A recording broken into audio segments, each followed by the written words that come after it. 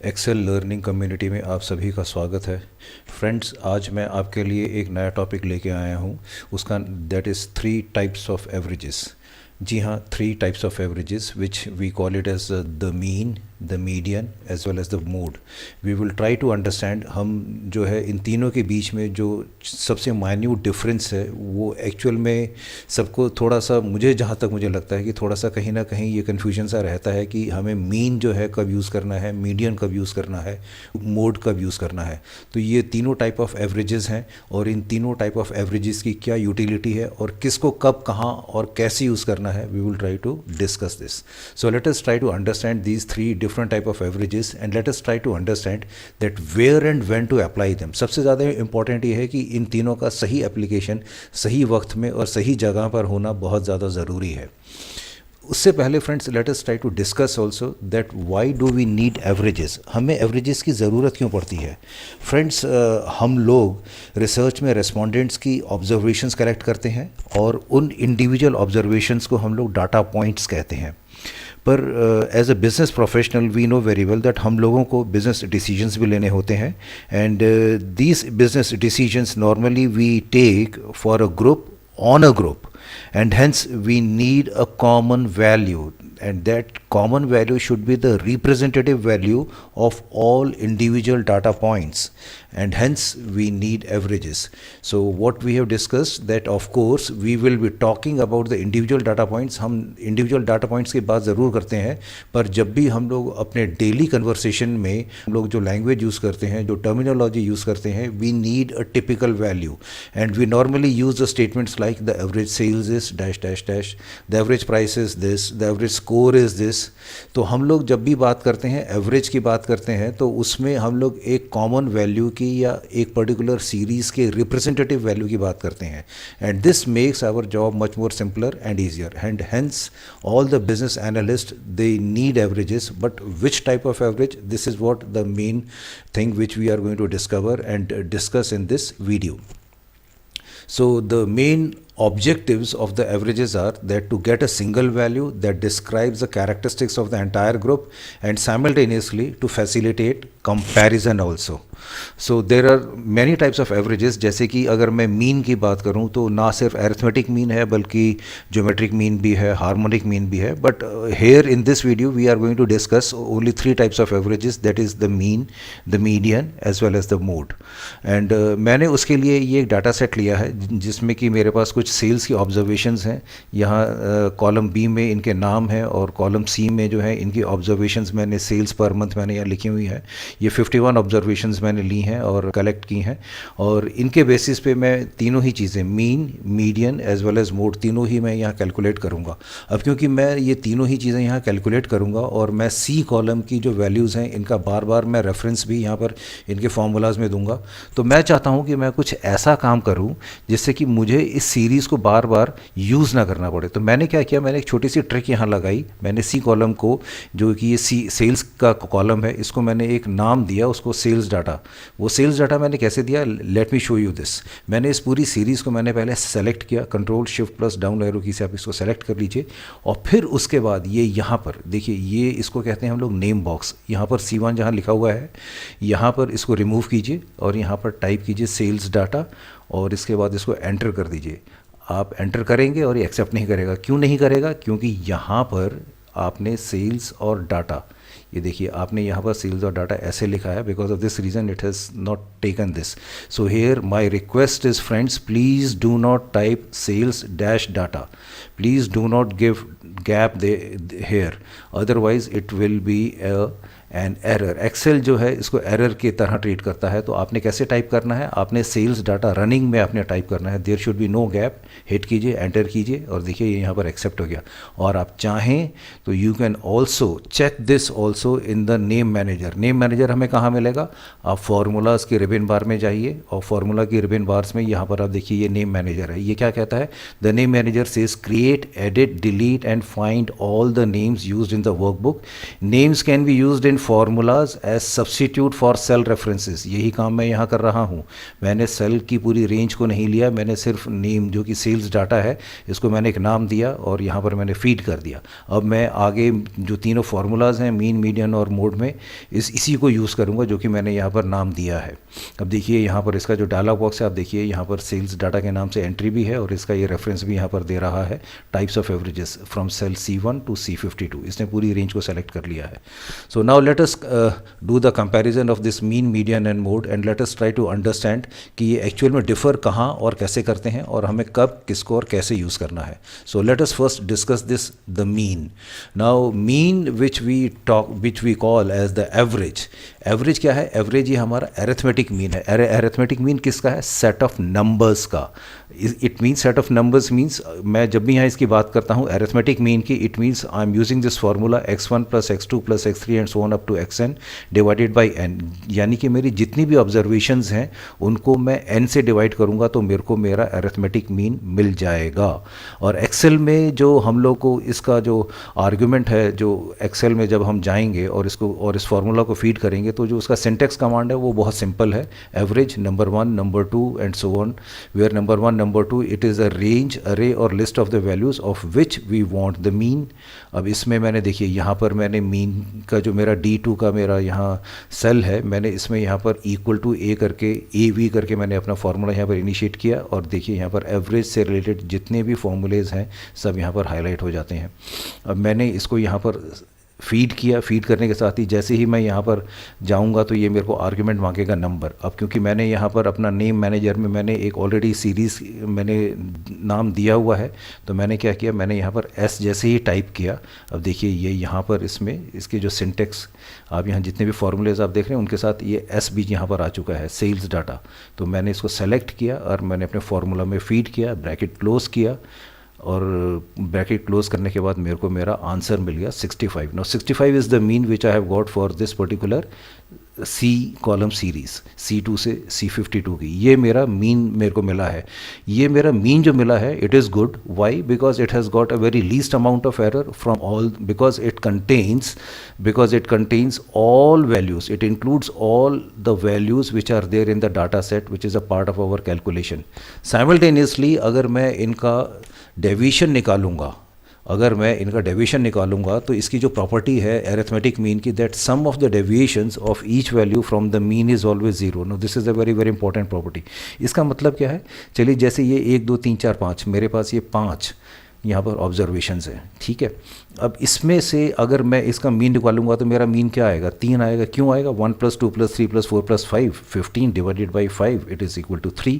अब ये कहता है कि that sum of the deviations, यानी कि ये जो मीन है मेरा of each value from the mean, sum of the deviations of each value from the mean. अब ये मेरा मीन है और इनका deviation 1 - 3 is -2, 2 - 3 is -1, 4 - 3 is 1, 5 - 3 is 2। अब -1 -2 फिर इसके बाद +1 +2। अब इसका जब मैं सम निकालूंगा तो क्या आएगा? 0।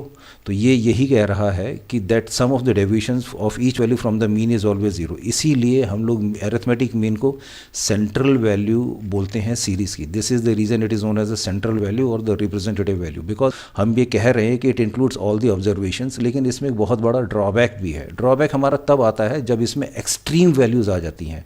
और 1 2 3 4 5 में मान लीजिए मैं यहाँ पर एक एंड पे यहाँ पर मेरा -10 हो, दूसरे एंड के ऊपर मेरा +10 हो। अब तो मेरा जो एरिथमेटिक मीन है वो मेरा सेंट्रल वैल्यू नहीं होगा। वाई? बिकॉज उसमें -10 और +10 भी आ गया है, तो जो मेरी वैल्यू आएगी निकल के एरिथमेटिक मीन की वो बहुत ही डिफरेंट होगी। तो इन एक्सट्रीम वैल्यूज़ को हम लोग कहते हैं आउटलायर्स। स्टैटिस्टिक्स में we call them as outliers. So these are the values that are unusual compared to the rest of the data by being especially too small or too large in the numerical value। तो इस cases में ultimately हम लोग यहाँ इन cases में जहाँ extreme values हमारी बहुत ज़्यादा हैं, जिससे कि हमारा एरिथमेटिक मीन या एवरेज जो है फ्लक्चुएट हो रहा है, तो वहाँ पर हम लोग मीडियन के ऊपर रिलाई करते हैं। Median gives us the best position of the series. Median क्या है? Let us discuss this median also. Now median is the value in a data set that falls in the middle when all the values are sorted please try to understand where we are using this word sorted.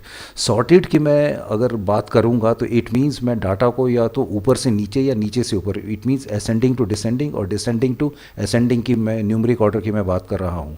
क्यों? क्योंकि उससे जब मैं बीच की value लूँगा तो उसमें 50% values मेरी या तो नीचे होंगी या 50% वैल्यूज़ मेरी they will be above this. Because of this reason, ultimately because of this property also, median is the most representative value of all the series where the extreme values are existing. So median is useful in data sets that have one or two or maybe some more extreme values that can throw off the mean results, arithmetic mean, because the median is not affected by the extremes. Median ये कहता है कि भाई आप जितनी भी extremes ले आइए, मैं आपको हमेशा central value, representative value ला के ही दूंगा, चाहे कुछ भी हो जाए. So because of this reason it is preferred. अब इसका जो argument है Excel में median function, it is median number 1 number 2 number 1 number 2 again it is the same. आप देखिए कि जो arguments हैं, चाहे mean हो, median हो या even mode भी हो, आपको यही सेम आर्ग्यूमेंट मिलेगा. Number 1 number 2 where numbers it is a range, अरे और list of values of which we want the median. और स्पेशली मीडियन कहाँ यूज़फुल है फ्रेंड्स? देखिए रियल इस्टेट के जो लोग हैं बड़े स्मार्ट होते हैं, वो लोग कभी एवरेज की बात नहीं करते, वो लोग हमेशा मीडियन की बात करते हैं. क्यों बात करते हैं? आप अगर प्रॉपर्टी लेने जाएंगे तो एक आपको एक्सट्रीम रेट बताएंगे, कहेंगे सर वो प्रॉपर्टी तो इस रेट में बिक रही है. अब जब आप उसको बेचने जाएंगे तो वो इतना नीचे का प्राइस आपको कोट करेंगे कि आप सोच भी नहीं सकते हो. कहेंगे सर अभी थोड़े दिन पहले तो हमने ये प्रॉपर्टी इतने में खरीदी थी. So real estate business is dependent on the median values. It is not dependent on the arithmetic mean values. This is the reason here median is more useful, because the extreme values, the outliers are very very prominent in the real estate business. Hence in real estate business especially we use median. अब चलिए इसको calculate भी करते हैं इसी series में. यहाँ पर मैंने सेल E2 में मैंने मीडियन का फॉर्मूला एक्सेल में टाइप किया, मेरे को मीडियन मिला. अब ये देखिए यहाँ दे भी रहा है, रिटर्न्स द मीडियन और the number in the middle of the set of given numbers. मैंने मीडियन को यहाँ पर मैंने सीरीज़ नहीं टाइप करनी है. अगेन मैं यहाँ पर अपना वही मैंने यहाँ टाइप किया, मेरे को यहाँ पर मेरा सेल्स डाटा मिला, मैंने इसको फीड किया, ब्रैकेट क्लोज किया और देखिए मेरे को मेरा मीडियन मिला कितना, 57. वाई आई हैव गॉट 57 जबकि मेरा मीन तो 65 है. रीज़न ये देखिए मेरे डाटा में 3 एक्सट्रीम वैल्यूज़ हैं, आउटलायर्स हैं, 180, 180, 210. ऑब्वियसली चेंज तो होना ही था मेरा, तो वो मैं आपको एक्सेल में भी करके दिखाता हूँ कैसे काम किया हुआ था. मैंने यहाँ पर कंट्रोल शिफ्ट डाउन की, ये पूरी मैंने रेंज सेलेक्ट करी, कंट्रोल C. अब मैं यहाँ पर आया और मैंने यहाँ पर इसको कंट्रोल V सेलेक्ट कर लिया मैंने. अब मैं क्या करूँगा, सबसे पहले मैं इसकी सॉर्टिंग करूँगा. सॉर्टिंग करने के लिए आपने क्या करना है, आपने कुछ नहीं करना, सिर्फ एक सेल के ऊपर आप सेलेक्ट कीजिए और देखिए अब मैं इसको सॉर्ट करता हूँ. अब देखिए ये मेरे से पूछ रहा है कि आपने स्मॉलेस्ट टू लार्जेस्ट लेके जाना है, ओके कर दीजिए. अब देखिए ये आपकी सॉर्टिंग हो गई, पूरा डाटा आपका सॉर्ट हो गया. आप चाहें तो अब इसको नंबर भी यहाँ पर दे दीजिए 1 2. देखिए इसको let me drag this down and show you the results. ये 51 मेरी पूरी सीरीज़ है, यहाँ पर मेरी सेलेक्ट हो गई है. अब देखिए यहाँ पर ये देखिए 57 मेरा कितनी बार यहाँ पर अपीयर हो रहा है और मेरा मीडियन कितना आया है, 57. अब मैं इसमें से क्योंकि मैं मीडियन की जो डेफिनेशन है कि 50% वैल्यूज़ ऊपर होंगी, 50% वैल्यूज़ नीचे होंगी, उस हिसाब से मैं ये जो मोड जो मेरा मीडियन आएगा वो मेरा 57 26th ऑब्जर्वेशन आएगी मेरी, इसके हिसाब से सॉर्टिंग के हिसाब से. ये जो है मेरा this is my median value. इसी को मैं मीडियन कंसिडर करूँगा. क्यों? क्योंकि इससे 50% ऊपर और 50% नीचे की जो वैल्यूज़ हैं वो रिप्रेजेंटेटिव वो इसमें एग्जिस्ट करती हैं. Hence this observation number 26 is my median value. So अब मोड जो है हमारा क्या है, the mode is the value in a data set that occurs most frequently. The mode is most useful when we are dealing with data set that doesn't lend itself to being either added or sorted. अब देखिए आप ये कह रहा है कि mode आप तब यूज़ करेंगे जब आप ना तो आप डाटा का एडिशन करेंगे, आपने x1 + x2 आपने वो भी नहीं करना, ना ही आपने सॉर्टिंग करनी असेंडिंग से डिसेंडिंग या डिसेंडिंग से असेंडिंग में लेके जाना है. तो जब ये दोनों ही चीज़ें आपने नहीं करनी है तो तीसरी कंडीशन में आप फिर मोड यूज़ करेंगे. एंड जैसे कि मान लीजिए आपने रेस्पोंडेंट्स का फेवरेट कलर लेना है, तो उस केसेस में आप ये देखेंगे कि जो फ्रीक्वेंसी जिसकी ज़्यादा आ रही है, जितनी ज़्यादा बार लोग उस चीज़ सीरीज़ का नाम ले रहे हैं येलो कलर का या रेड कलर का, तो वो जो कलर है आपका वही जो है मोड वही आपका मोड कहलाएगा। सो इसका जो सिंटेक्स का आर्ग्यूमेंट है एक्सेल में वो बहुत ही सिंपल है। अब देखिए 2003 तक तो सिर्फ मोड हुआ करता था, लेकिन 2007 और उससे ऊपर जो है मोड मल्टीपल भी आ गया है, मोड सिंगल भी आ गया है। लेकिन सिंटेक्स कमांड सबका वही का वही रहेगा, नंबर 1, नंबर 2 रेंज अरे और लिस्ट ऑफ वैल्यूज़। जहाँ की सीरीज़ में अगर मल्टीपल मोड्स हैं तो आप मल्टीपल मोड्स की बात करेंगे, जहाँ एक सिंगल है तो आप सिंगल की बात करेंगे। वैसे तो 2007 और 2010 में आपको जो है ये तीनों ही आपको कमांड्स आपको मिल जाएंगी, you can easily see also. Now let us apply this on cell F2 also, equal to mode मैंने टाइप किया। देखिए यहाँ पर मैं जो आपसे कह रहा था कि मोड मल्टीपल, मोड सिंगल और आपका मोड जो 2003 में एग्जिस्ट करता था वो भी आया है। मोड सिंगल मैंने यहाँ किया है select and it states that it returns the most frequently occurring or repetitive value in an array or range of data. अब मैंने यहाँ पर वही अपना सेल्स डाटा मैंने यूज़ किया। सेल्स डाटा मैंने जैसे ही फीड किया, ब्रैकेट लगा के इसको मैंने ब्रैकेट को क्लोज़ किया, फार्मूला कंप्लीट हो गया, एंटर किया। देखिए यहाँ भी मेरा मोड 57 आ गया। क्योंकि एक्सेल में मैंने आपको दिखाया भी था, एक्सेल में मैंने सबसे फ्रीक्वेंटली यहाँ, क्योंकि मैं सॉर्टिंग कर चुका हूँ तो मेरे 57 से रिलेटेड जितनी भी ऑब्जर्वेशंस हैं सारी यहाँ पर आ गई हैं, and it is the most frequent occurring value in the entire series. इसीलिए मेरा जो मोड भी है, जो मेरा एवरेज है सीरीज़ का, वो भी मेरा 57 है। हमारा मीन, मीडियन और मोड देखिए अब इसमें कितना वेरिएशन है। अब मैं अगर इसमें अपना पर्सनल एक्सपीरियंस शेयर करूं तो I will like to state that when dealing with metric data, whether it is discrete or continuous, specially where there is skewness, I will suggest that you should go for median.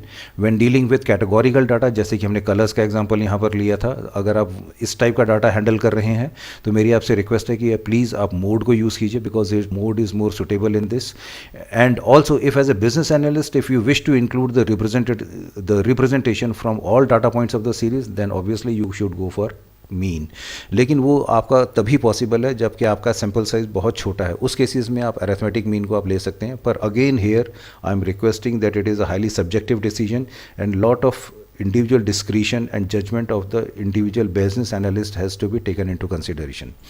So friends, ये mean, median और mode तीनों different type of averages मैंने आपके साथ discuss किए थे। I hope कि ये आपको मेरे बनाया हुआ वीडियो पसंद आया होगा। फ्रेंड्स, ये जो हमारी एक्सेल लर्निंग कम्युनिटी है ये आपके लिए है, और मैं जितनी भी वीडियोस मैं ये बनाता हूँ ये आपके लिए ही मैं तैयार करता हूँ। आपकी फ़ीडबैक का मुझे हमेशा इंतज़ार रहता है। यूट्यूब पे मैं जब भी अपना वीडियो जो मैं पोस्ट करता हूँ तो मैं लिंक्डइन पे, ट्विटर पे, फेसबुक पे, तीनों पे ही इसके थ्रेड्स और एक्सटेंशंस यहाँ पर भेजता हूँ। अगर आपको मेरे वीडियोज़ पसंद आते हैं फ्रेंड्स, मेरी आपसे रिक्वेस्ट है आप उसके ऊपर अपने कमेंट्स ज़रूर दीजिए, उसको ज़रूर लाइक कीजिए। आपकी फ़ीडबैक का मुझे हमेशा इंतज़ार रहता है, और यही मेरे लिए एक बहुत बड़ा इंस्पिरेशन और बहुत बड़ा मोटिवेशन है कि मैं आपके साथ जोड़ा रह सकूं। So friends, till next video, best of luck, best wishes and bye.